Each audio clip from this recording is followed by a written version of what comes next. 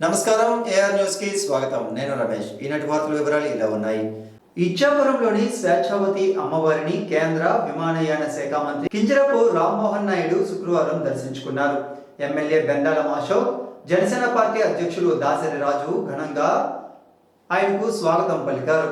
అమ్మవారి ఆలయంలో మంగళ వాయిద్యాల మధ్య అమ్మవారికి ప్రత్యేక పూజలు నిర్వహించారు. అనంతరం వేద పండితుల ఆశీర్వచనాలు మంత్రి అందుకున్నారు. అనంతరం మున్సిపల్ కార్యాలయంలో సమావేశ మందిరంలో అధికారులతో సమీక్షా సమావేశాన్ని నిర్వహించారు. ప్రతి ఒక్క అధికారి క్షేత్రస్థాయి నుంచి నిజాయితీగా విధులు నిర్వహించాలని ఆయన పేర్కొన్నారు. నియోజకవర్గంలో ఇచ్చాపురం మున్సిపాలిటీలో సాగునీటి సమస్య లేకుండా చూడాలన్నారు. మంచినీటి కోసం ఎక్కడ ఫిర్యాదు చేసినా యుద్ధ ప్రాతిపదికన పనులు చేపట్టాలని ఆదేశించారు. ప్రస్తుతం వర్షాలు పడుతున్నందున సీజనల్ జ్వరాలపై అప్రమత్తంగా ఉండేలా చూడాలని, మున్సిపల్ సిబ్బంది ఎప్పటికప్పుడు పారిశుద్ధ్య కార్మికులు చేపట్టాలన్నారు. ఈ సమావేశంలో ఆర్డీఓ భరత్ కుమార్, ఇచ్చాపురం శాసనసభ్యులు బెండాల అశోక్, జనసేన పార్టీ ఇన్ఛార్జ్ దాసరి రాజు, ఇచ్చాపురం మున్సిపల్ చైర్పర్సన్ పిలక రాజలక్ష్మి, మున్సిపల్ అధికారులు తదితరులు పాల్గొన్నారు.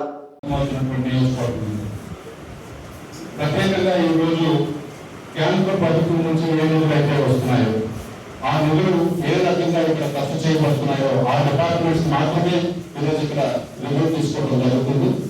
ప్రత్యేకంగా ఇరిగేషన్ కూడా పెరగడానికి కారణం ఏంటి అంటే చెప్పచ్చినటువంటి నియోజకవర్గం కేవలం బాబుగారు పార్టీగారు రెండు చాలించినట్టు మాత్రమే తప్ప అక్కడక్కడ ఉన్నటువంటి చిన్న చిన్న గడ్డ సిస్టమ్స్ తప్ప ఇరిగేషన్ మేజర్గా లేనటువంటి నియోజకవర్గంలో ఇరిగేషన్ గురించి కూడా చర్చించాల్సినటువంటి అవసరం ఉంది. అలాగే వంశధారాన్ని బాబుగారితో అనుసంధానం చేయాల్సినటువంటి అవసరం ఉంది. కాబట్టి దాన్ని కూడా కేంద్ర మంత్రి గారు రివ్యూ చేస్తే బాగుంటుందనే ఉద్దేశంతో ఇరిగేషన్ డిపార్ట్మెంట్ కూడా పిలవడం జరిగింది. ఎంపీఎల్ఏడి కానీ అలాగే రుబ్బన్ కానీ మరి ఇక్కడ ఉన్నటువంటి జలజీవన మిషన్ కానీ ప్రత్యేకమైనటువంటి రివ్యూ చేసుకోవాల్సినటువంటి అవసరం ఉంది. ఎందుకు అని అంటే ఎలక్షన్ క్యాంపెయిన్ లో మేము తిరిగినప్పుడు ఏ ఒక్క గ్రామం కూడా మంచినీటి సమస్య లేదు అని చెప్పినటువంటి గ్రామంలో ఒకటి కూడా మాకు కనిపించలేదు. ప్రతి గ్రామంలో కూడా ప్రతి ఒక్క దగ్గర కూడా ఏంటి మరి ఏంటి ఆ సమస్య, మరి ఎందుకు ఆ సమస్య ఉత్పన్నం అవుతుందో తెలియదు, కానీ అన్ని దగ్గర కూడా ఈ సమస్య అనేది చాలా ప్రధానంగా ఉంది. అందుకని ఖచ్చితంగా మనందరూ కూడా ఈ 5 years, ఎందుకంటే ఒక అత్యంతమైనటువంటి విశ్వాసం నమ్మకంతో ఈ కూటమి ప్రభుత్వాన్ని గెలిపించారు. అత్యంత భారీ మెజారిటీతో ఖచ్చితంగా మాకు న్యాయం జరుగుతుంది అనే ఒక నమ్మకంతో మరి కూటమి ప్రభుత్వాన్ని గెలిపించడం జరిగింది. మరి ఎన్ని అనుకున్నా సరే అధికారుల సహకారం పూర్తిగా ఉంటేనే ఏ పనైనా సాధ్యం అవుతుంది అని ప్రగాఢంగా మేము అందరం కూడా నమ్మకం పెట్టుకోండి. కూటమి మీద నమ్మకం పెట్టుకోండి. చంద్రబాబు మళ్ళీ ముఖ్యమంత్రి అయితే మన సమస్యలన్నీ కూడా ఈసారి పరిష్కారం అవుతాయని వాళ్ళకు తెలియజేసిన తర్వాత మాకు ఈరోజు ఒక హిస్టారిక్ మ్యాండేట్ తో ఈరోజు గెలిపించడం జరిగింది.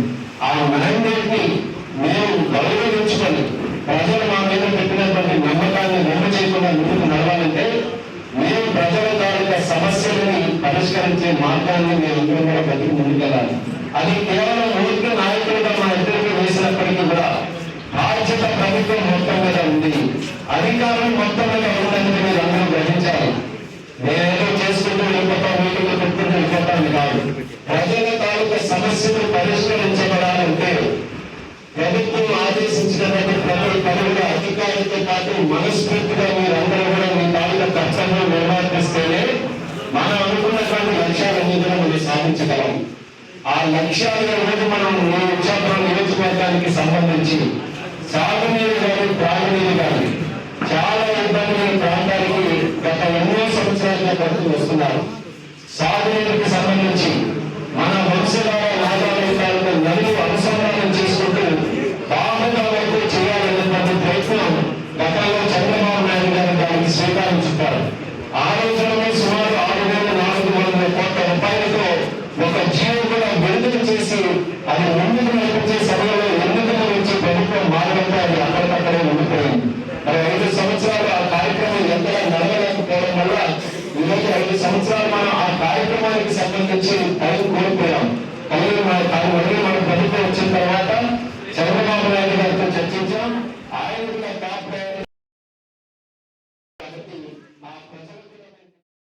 ఎచ్చర్ల నియోజకవర్గ పరిధిలోని అదుపాక వద్ద హైవే ఫ్లైఓవర్ పై శుక్రవారం ఉదయం ఆగి ఉన్న లారీని విశాఖపట్నం నుంచి శ్రీకాకుళం వైపు వస్తున్న నాన్ స్టాప్ బస్సు ఢీకొట్టింది. ఈ ఘటనలో బస్సు లారీ డ్రైవర్లకు తీవ్ర గాయాలు పాలవగా బస్సులో ఉన్న సుమారు 10 మంది ప్రయాణికులు గాయపడ్డారు. లారీ పంక్చర్ కావడంతో ఫ్లైఓవర్ పై నిలుపుదల చేసి ఆ పనిలో డ్రైవర్ క్లీనర్ నిమగ్నం కాగా అదే సమయంలో శ్రీకాకుళం వైపు వస్తున్న నాన్ స్టాప్ ఢీకొట్టడంతో ఈ సంఘటన చోటు చేసుకుంది. బస్సులో వెనుక సీట్లలో ఉన్న ప్రయాణికులు 10 మంది వరకు గాయపడ్డారు. వారిని రిమ్స్ ఆసుపత్రికి తరలించారు. స్థానిక ఎమ్మెల్యే నడుగురుటి ఈశ్వరరావు ప్రమాద విషయాన్ని తెలుసుకుని ఘటనా స్థలానికి చేరుకున్నారు. 2 అంబులెన్సులను రప్పించి తీవ్రంగా గాయపడ్డ 2 డ్రైవర్లు బస్సులో ప్రయాణిస్తున్న 10 మంది క్షతగాత్రులను జిల్లా కేంద్రంలోని రిమ్స్కి తరలించి అత్యవసర సేవలు అందించేలా చర్యలు చేపట్టారు. ప్రమాదం తెలిసిన వెంటనే ఘటనా స్థలాన్ని చేరుకుని మానవత్వాన్ని చాటుకున్నారు. ఎచ్చర్ల ఎస్ఐ చిరంజీవి, హైవే అధికారులు ప్రమాదానికి గల కారణాలపై విచారణ చేస్తున్నారు. ఎమ్మెల్యేతో పాటు బీజేపీ రాష్ట్ర నాయకులు పైడి వేణుగోపాలం, విద్యావేత్త రెడ్డి నారాయణ ఉన్నారు. ఈ మేరకు లయన్స్ క్లబ్ శ్రీకాకుళం సెంట్రల్ సహాయక చర్యలు కూడా చేపట్టింది. లయన్స్ క్లబ్ శ్రీకాకుళం సెంట్రల్ ప్రతినిధులు నటుకుల మోహన్, డాక్టర్ బాడాన దేవభూషణ్ రావు, రోటరీ క్లబ్ ప్రతినిధి శంకర్రావు స్థానికుల సహాయంతో అంబులెన్స్ లో జిల్లా సర్వజన ఆసుపత్రిలోకి క్షతగాత్రులను చేర్పించారు. నేటి సమాజంలో విద్యతో పాటు నైపుణ్యాభివృద్ధిని కూడా విద్యార్థులకు బోధించవలసిన అవసరం ఉందని నర్సన్నపేట శాసనసభ్యులు బొగ్గు రమణమూర్తి పేర్కొన్నారు. శుక్రవారం జలమూరు మండల కేంద్రంలోని స్థానిక జూనియర్ కళాశాలలో విద్యార్థులకు నోట్ పుస్తకాలను ఆయన పంపిణీ చేశారు. ఈ సందర్భంగా ఆయన మాట్లాడుతూ స్కిల్ డెవలప్మెంట్ ను విద్యార్థులకు అందించే దిశగా బోధన కొనసాగించాలని సూచించారు. ప్రభుత్వం విద్యపరంగా అన్ని విధాలా ఆదుకుంటుందని ఆయన స్పష్టం చేశారు. విద్యా ప్రమాణాలు పెంచాలి, నాణ్యమైన గుణాత్మకమైన విద్యను అందించాలి. విద్య ద్వారా ఉపాధి ఉద్యోగ అవకాశాలు కలగాలంటే ఇవాళ మన ముఖ్యమంత్రి గారు అవ్వచ్చు, లేకపోతే ఎడ్యుకేషన్ మినిస్టర్ గారు లోకేష్ గారు అవ్వచ్చు, ఆలోచన ఏదో చదువండి డిగ్రీలు పుచ్చుకున్నామని కాకుండా ఖాదీ వస్త్రాలను ఆదరించి చేనేత కార్మికులకు అండగా నిలవాలని ఎమ్మెల్యే గుండి శంకర్ పిలుపునిచ్చారు. శ్రీకాకుళం నగరంలోని ఇలిస్పురంలోని గ్రామ స్వరాజ్య సంఘం ఖాదీధామ్ ఆవరణంలో ఆధునీకరించిన ఖాదీ గ్రామోద్యోగ్ భాండార్ను శుక్రవారం ఎమ్మెల్యే శంకర్ ప్రారంభించారు. ఈ సందర్భంగా ఖాదీ ఉత్పత్తులను ఆయన పరిశీలించారు. అనంతరం ఆయన మాట్లాడుతూ ఆధునిక వస్త్ర ప్రపంచంలో పోటీ పడుతూ ఖాదీ పరిశ్రమ మనుగడ సాగిస్తుందన్నారు. యువత ఖాదీని ఆదరించాలని, తద్వారా చేనేత కార్మికులకు అండగా ఉండవచ్చునన్నారు. స్వాతంత్ర్య పోరాటంలో కీలక పాత్ర పోషించడంతో పాటు ప్రపంచ ఖ్యాతిని గాంచిన ఖాదీ పరిశ్రమకు పూర్వవైభవం తెచ్చే దిశగా కృషి చేస్తానన్నారు.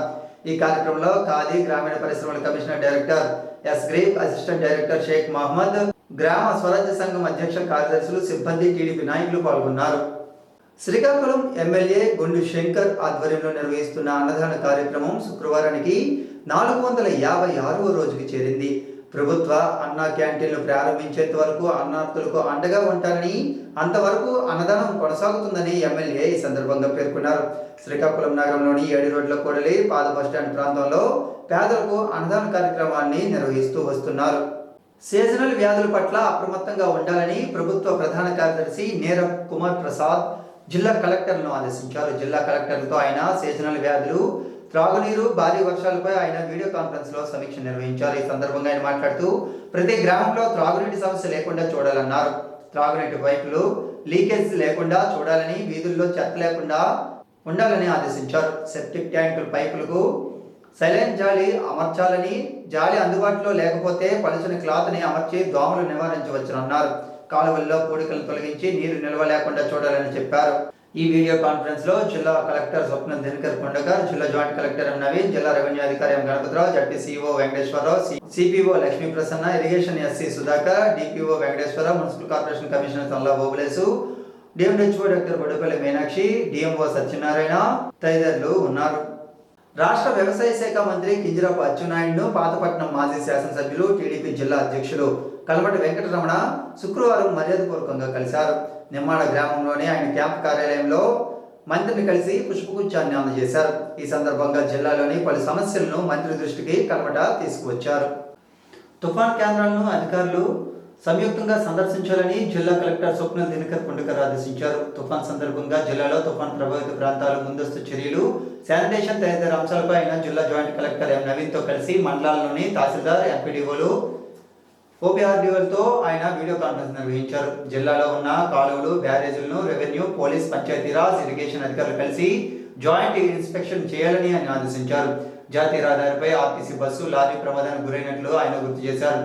అలాంటి సంఘటనలను పునరావృతం కాకుండా చూడాలన్నారు. తాగునీరు వేడి చేసి త్రాగే విధంగా ప్రజలు వైద్య ఆరోగ్య శాఖ, ఎంపీడీఓలు, ఈఓపీఆర్డీలు ద్వారా తెలియజేయాలన్నారు. అన్ని తుఫాన్ కేంద్రాలను సందర్శించి పరిశీలించాలన్నారు. సిబ్బందికి సెలవులు రద్దు చేయాలని చెప్పారు. నదులు, కాలువలు, చెరువులు ఎక్కడైనా పాడైతే తక్షణమే మరమ్మతులు చేసేందుకు చర్యలు చేపట్టాలని ఆదేశించారు. లోతట్టు ప్రాంతాలపై అప్రమత్తంగా ఉండాలని జిల్లా కలెక్టర్ స్వప్న దినకర్ ఆదేశించారు. మున్సిపల్ కమిషనర్ చాలా ఓబ్లేస్ మాట్లాడుతూ త్రాగునీటికి సంబంధించి సరఫరాపై వివరించారు. వర్షాలకు చెట్లు కూలినా వాటిని తొలగించేందుకు సిద్ధంగా ఉన్నట్లు వివరించారు. జిల్లా జాయింట్ కలెక్టర్ మాట్లాడుతూ రాష్ట్రంలో కురుస్తున్న వర్షాలు, జిల్లాలో కురుస్తున్న ప్రస్తుత వర్షపాతం 44 mm వర్షపాతం నమోదైనట్లు చెప్పారు. హోమ్స్ ద్వారా గొట్టా బ్యారేజ్లోకి వచ్చే నీరు ఎంతవరకు ఉందని ఆరా తీశారు. జిల్లా ఎస్పీ కేవీ మహేశ్వర్ రెడ్డి మాట్లాడుతూ జిల్లాలో బోట్లు ఎక్కడైతే ఉన్నాయో అవి కండిషన్లు ఉన్నాయో లేదో చూడమని సంబంధిత పోలీసులను తెలియజేశామన్నారు. విజయనగరం, విశాఖపట్నం, కాకినాడ, విజయవాడ నుండి అవసరమైతే బలగాలను తీసుకురావచ్చన్నారు. ఈ సమావేశంలో జిల్లా ఉన్నతాధికారులు పాల్గొన్నారు.